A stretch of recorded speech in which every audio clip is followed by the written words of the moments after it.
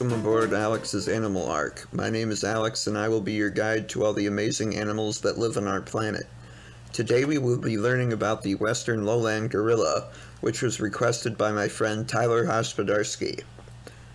So, to start with, the western lowland gorilla is the smallest subspecies of western gorilla, but they still have plenty of strength. The males are larger than the females. The males can reach a height of up to 6 feet when standing on their legs. They also have an average weight of about 300 pounds and can reach weights up to 500 pounds. They also have an arm span of 8 feet. Females, on the other hand, reach only a height of 4.5 feet. Their weight can range from about 150 to 200 pounds. Their arm span is 6.5 feet. Both the males and the females can live 30 to 40 years in the wild. The western lowland gorilla possesses jet black skin that is covered in coarse black hair with a more brownish tint compared to other gorilla species. Only their face, ears, hands, and feet are not covered in hair. Male gorillas eventually develop a silver-colored patch on their backs, which is why the older males are known as silverbacks. The females may go gray behind their ears, on their necks, and the tops of their heads as they age. Western lowland gorillas have arms that are longer than their legs.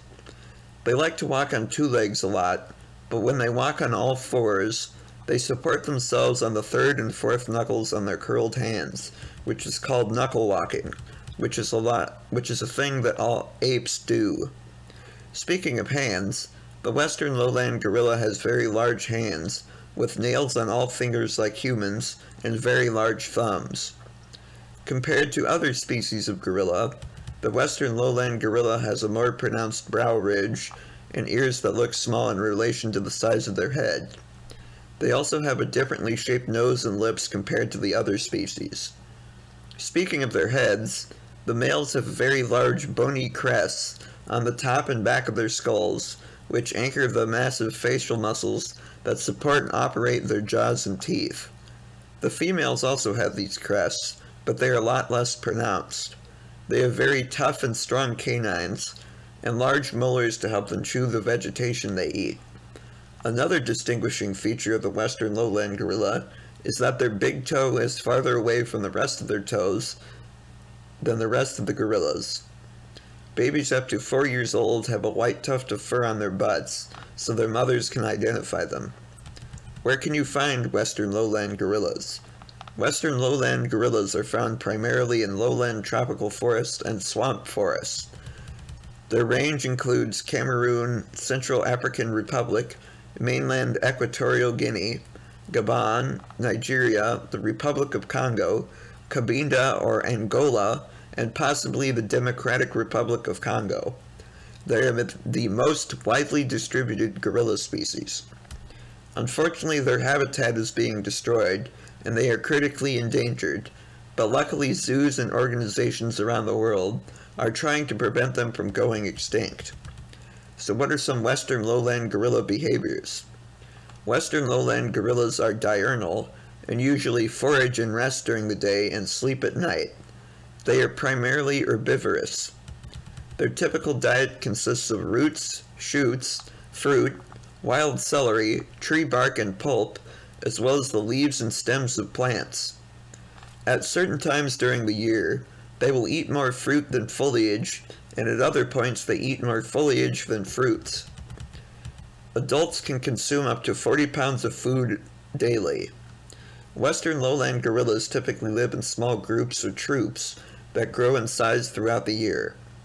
These troops can range in size from 2 to 30 individuals, but a typical troop has about 5 members. The average troop consists of 1 dominant silverback, 1 or more blackback or younger males, several adult females, and their babies and older kids. Western lowland gorillas are generally peaceful and non-aggressive, but they will attack if they are provoked. The males will often fight each other for a female, but most of the time everyone gets along. Silverbacks may also kill infants that are unrelated to them to mate with the mother of the infant. They typically have a home range of 8 to 45 square kilometers, and typically travel 3 to 5 kilometers per day within their range. The silverback is the leader of the troop and gets exclusive breeding rights to the females in the troop. He will also make all the decisions as well as diffusing fights. One of these decisions is where to rest during the day and sleep at night. Gorillas above the age of 3 make nests to rest and sleep on, which usually consists of foliage or branches being gathered around an individual. The males usually nest on the ground, whereas the females will nest on the ground or in the trees, and the juveniles nest up in the trees and spend more time in the trees, which decreases as they get older. There is no set breeding season for western lowland gorillas, and babies are born throughout the year. Gestation typically lasts for 8 months.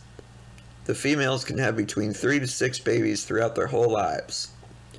Baby gorillas are not totally helpless and are able to grasp onto their mothers. The babies are supported by their moms for the first few months of their lives. They typically grow at twice the rate of human babies for the first 2 years of their lives. They can crawl and ride on their mother's back at 3 months old, and may continue to ride on their moms until they are 3.5 to 4 years old.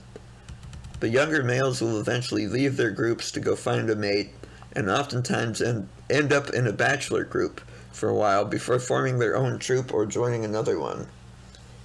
Sometimes they will challenge the silverback of another group to become the new leader, but oftentimes they get scared off by the display of the silverback, which may include pounding his chest, throwing things, or charging at and past the challenger. They don't become silverbacks until they are 13 years old or older. Females often join several groups throughout their lives, and choose which silverback to follow based on many attributes. Western lowland gorillas are pretty intelligent and lead very complex and interesting lives. They participate in grooming each other, and the adults tolerate the kids playing with each other and hanging off the adults. The silverback will also sometimes engage in play with the older kids. They have been known to fashion tools out of sticks like chimpanzees. They communicate through auditory signals, visual signals, and odors. Even though they are pretty quiet animals, western lowland gorillas can scream, bark, and roar. Scientists have recorded up to 22 unique vocalizations that have various meanings. They can also learn simple sign language as demonstrated by Coco, a female gorilla that lived at the Gorilla Foundation's preserve in the Santa Cruz Mountains. She eventually gained a vocabulary of more than 1,000 signs in what her caretakers called Gorilla Sign Language. She also reportedly recognized 2,000 spoken English words. She also had a kitten she named All Ball. And now it's time for some fun facts. Western lowland gorillas are the most common gorilla species in zoos. They had their genomes sequenced in 2012. Their scientific name is gorilla. Each individual has unique fingerprints and nose prints. There was an albino western lowland gorilla named Snowflake, who was born in western Equatorial Guinea and was brought to the Barcelona Zoo in 1966, where he lived the rest of his life until his passing in 2003. So, for those of you who aren't aware, my friend Tyler likes to take a notebook to the zoo and write down observation about the animals. Because of this, his favorite debate is, who would win in a fight, a grizzly bear or a gorilla, and why? So, go and listen to the grizzly bear episode so you have all the information you need to answer this question. I've created a Google form so I can gather other listeners' answers to this question. I will publish a graph of the data, and also record an episode where I read the most interesting answers. You can find it on my website as well as the Alex's Animal Arc Facebook page and in the description. I look forward to your answers. You can just give me your first name if that's what you're comfortable with. Thank you for listening. If you enjoyed it and want to hear more, feel free to subscribe to Alex's Animal Arc on YouTube, or subscribe on Spotify, Deezer, Stitcher, TuneIn, Amazon Music, Apple Podcasts, Google Podcasts, Overcast, Castro, Castbox, Podfriend, and iHeartRadio. Feel free to like and follow the Alex's Animal Arc Facebook page, and visit my website by following the link in the description. If there's an animal you would like to hear me cover, please email your name and the animal you want to hear about to the email in the description, and I will add it to the list. Or feel free to leave a comment on YouTube or on the Facebook page with an animal you would like to hear about, if that makes you feel more comfortable. Thank you for coming on this animal adventure. I will see you all again for the next voyage.